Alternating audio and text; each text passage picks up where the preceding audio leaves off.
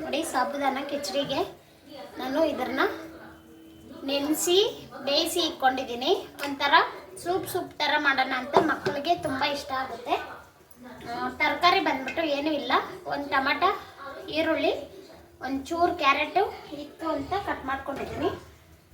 Soup ಥರ ಮಾಡಿದ್ರೆ ತುಂಬಾ ಚೆನ್ನಾಗಿರುತ್ತೆ, ಮಕ್ಕಳು ಇಷ್ಟಪಡ್ತಾರೆ. ನೋಡಿ, ಒಗ್ಗರಣೆಗೆ ಸ್ವಲ್ಪ ಎಣ್ಣೆ ಜಾಸ್ತಿ ಹಾಕ್ಕೊಳ್ಳಿ, ಯಾಕೆಂದರೆ ಸಾಬುದಾನ ಕಿಚಡಿ ಅದು ಸಬ್ಬಕ್ಕಿ ಬಂಕ ಇರುತ್ತಲ್ಲ.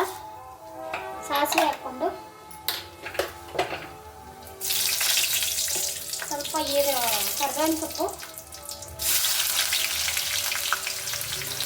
ಈರುಳ್ಳಿ, ಕ್ಯಾರೆಟು ಒಂದೇ ಸರಿ ಹಾಕ್ಕೊಳ್ಳಿ. ಎಣ್ಣೆ ಚೆನ್ನಾಗಿ ಕಾದಿದೆ,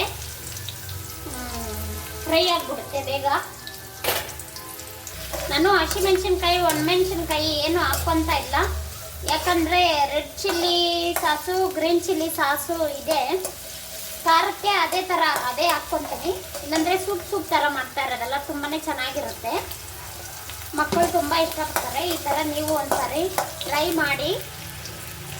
ಇದು ಕ್ಯಾರೆಟ್ ಸ್ವಲ್ಪ ಬೇಯಬೇಕಲ್ಲ, ಅದಕ್ಕೆ ಸ್ವಲ್ಪ ಎಣ್ಣೆಯಲ್ಲೇ ಚೆನ್ನಾಗಿ ಫ್ರೈ ಮಾಡ್ತಾ ಇದ್ದೀನಿ. ಟೊಮೆಟೊ ಹಾಕ್ಕೊಂಡಿದ್ದೀನಿ, ಸ್ವಲ್ಪ ಉಪ್ಪು ಹಾಕೋಣ. ಕ್ಯಾರೆಟು ಟೊಮೆಟೊ ಸ್ವಲ್ಪ ಬೇಯಬೇಕಲ್ಲ ಅದಕ್ಕೆ. ನೋಡಿ, ಗ್ರೀನ್ ಚಿಲ್ಲಿ ಇತ್ತು, ಅದಕ್ಕೆ ನಾನು ಖಾರಕ್ಕೆ ಮೆಣಸಿನ್ಕಾಯಿ ಏನು ಹಾಕಿಲ್ಲ, ಒಂದು ಚೂರು ಹಾಕ್ಕೊಳ್ಳಿ. ಮಕ್ಕಳು ತಿಂತಾರೆ, ಅದಕ್ಕೆ ನಾನು ಒಂದು ಚೂರು ಹಾಕ್ಕೊತೀನಿ ಅಷ್ಟೇ.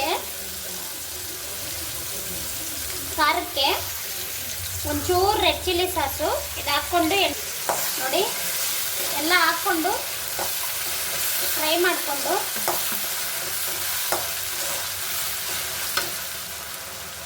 ಇಲ್ಲ ಇದನ್ನ ಹಾಕ್ತೀಯಾ? ನೋಡಿ, ಇದನ್ನ ಹಾಕ್ಕೊತಾ ಇದ್ದೀನಿ. ಇದನ್ನ ಹಾಕ್ಕೊಂಡ್ಬಿಟ್ಟು ಸ್ವಲ್ಪ ಬಿಸಿನೀರು ಬೇಕು ಅಂದರೆ ಹಾಕ್ಕೊಳ್ಳಿ, ಸೂಪ್ ಥರ ಇರುತ್ತೆ. ನೋಡಿ, ಇದೆಲ್ಲ ಹಾಕ್ಕೊಂಡಿದ್ದೀನಿ. ಇದಕ್ಕೆ ನಾನು ಉಪ್ಪು ಹಾಕಿರಲಿಲ್ಲ, ಒಂಚೂರು ಉಪ್ಪು ಹಾಕ್ಕೊಳ್ಳೋಣ. ಸ್ವಲ್ಪ ಹಾಕ್ಕೊಳ್ಳಿ, ಯಾವಾಗ ಟೊಮೆಟೊ ಬೇಯೋಕ್ಕೆ ಹಾಕಿದ್ದೀರಲ್ಲ, ಸ್ವಲ್ಪ ಹಾಕ್ಕೊತೀನಿ. ಮಿಕ್ಸ್ ಮಾಡಿಕೊಂಡ್ರೆ ಇದೆಲ್ಲ ರೆಡಿ ಆಯಿತು. ಇವಾಗ ತಿಂದ್ಬಿಟ್ಟು